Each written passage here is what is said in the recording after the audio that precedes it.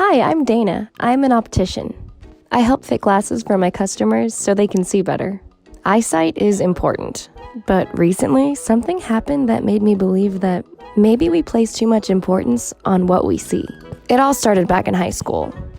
If you'd have seen me back then, you wouldn't recognize me, because I was a boy. On the outside, anyway. Appearance can be deceiving. I felt that I was different from most other boys in school, and even though I hadn't come out yet, I think a lot of the other kids felt it too. I didn't really hang out with the clique or go to any parties. In high school, there's a lot of pressure to fit in, and anyone who doesn't is made to feel like there's something wrong with them. I mostly hung out with Tammy, who was my best friend. She still is. Tammy's a genius. No, really, a legit math genius. She's a fancy pants physicist now. In fact, she was so much smarter than everybody else. She had a hard time fitting in too. I guess she and I related to each other in that way. Tammy's got all these funny quirks. Like whenever we go to Subway, Tammy always asks the sandwich artist to tessellate her cheese. She's a riot. High school was no picnic for Tammy or me. We'd get teased a lot for being different. We got called a lot of things back then. Freak, outcast, loser, you name it. The worst of all came from this bully, Cal, who would tease us and pull mean pranks on us. One time, Cal somehow put a bunch of pigeons in my locker and they flew out when I opened it. Oh, I freaked out. Meanwhile, Cal seemed to think it was hilarious. Cal was a popular football player who drove a massive truck and loved hunting. He wore a lot of camo, too. Oh, what a cliche. This guy couldn't be more different from me. And that's why it was so crazy when I saw him walk into my shop recently. Cal needed to be fit for glasses.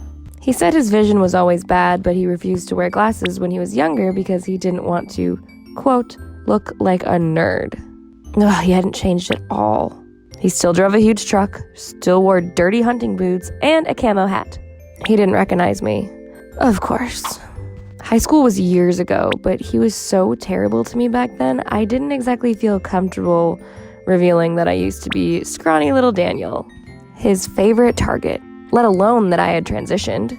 Cal asked me if I was new in town, and I told him I was, sort of. He'd never seen me before. Well, not since I became a woman. He wanted to know where I was from and kept asking me all sorts of questions, but I didn't want to talk, so I kept my answers short. While I was checking Cal's eyes, he told me about himself too. How he'd grown up in the area, where he went to high school, and that he worked at his family's truck dealership down the street.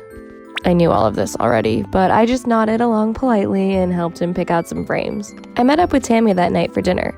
She was working late in the particle physics lab at the university.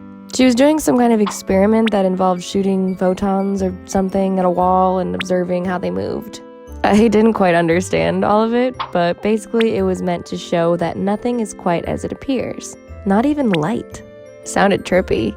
Speaking of trippy, I told Tammy about how Cal came into the shop today for glasses. Tammy remembered him, and not very fondly, of course. He didn't recognize you, did he? She asked. I told her that he didn't, and that I didn't want to tell him who I was in high school. She said, well, hopefully he won't be coming back, and you won't have to see that jerk ever again. And then, Tammy accidentally zapped me with her photon gun and shrank me to the size of a tiny quantum particle. Just kidding. We left the lab and went to Subway. The next week, guess who came back into the shop? Cal. This time he wanted contact lenses. He said the glasses got in the way when he looked through the sight of his rifle during hunting. I'll never understand hunting. I just remained polite and helped him pick out some contact lenses. He'd never put them on before, so I showed him how. He seemed to have trouble touching his eye, which is common with people who have never worn contacts before. But with Cal, I found it a bit odd. Here was a guy who was willing to shoot and skin a deer for sport, but he was too squeamish to touch his eye. I kept all this to myself, of course. The next day, Cal came back again. He said he needed more practice putting on these contact lenses and that he found it helpful when I talked him through it. Was he kidding? I remained polite and helped him.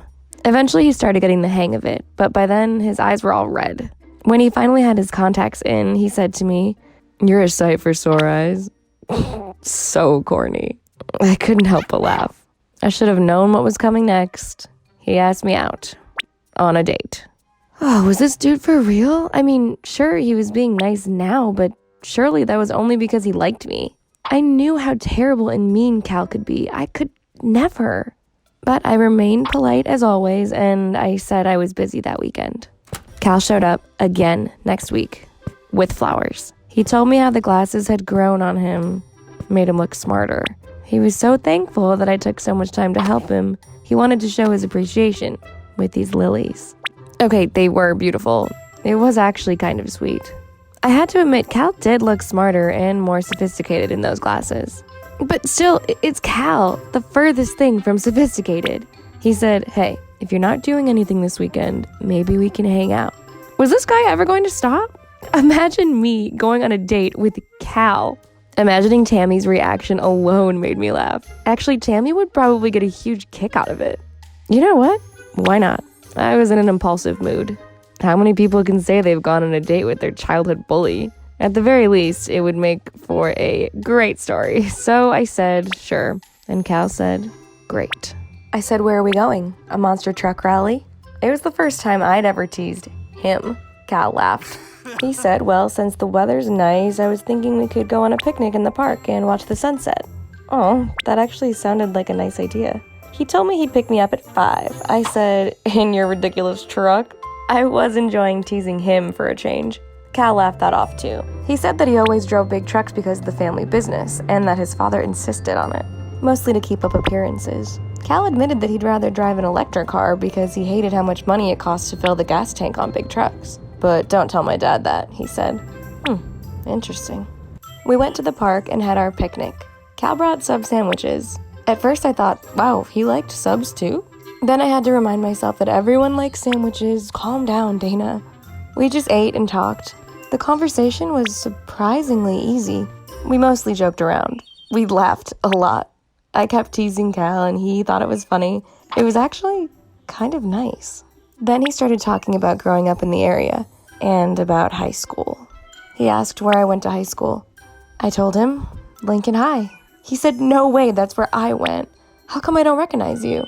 The deeper that conversation went, the trickier it was to talk as if we didn't go to school together.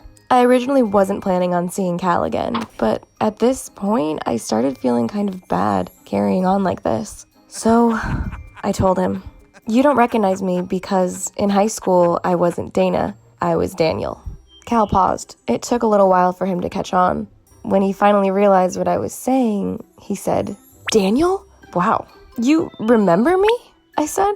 Cal had a big smile on his face the whole afternoon, but in that moment, the smile was gone.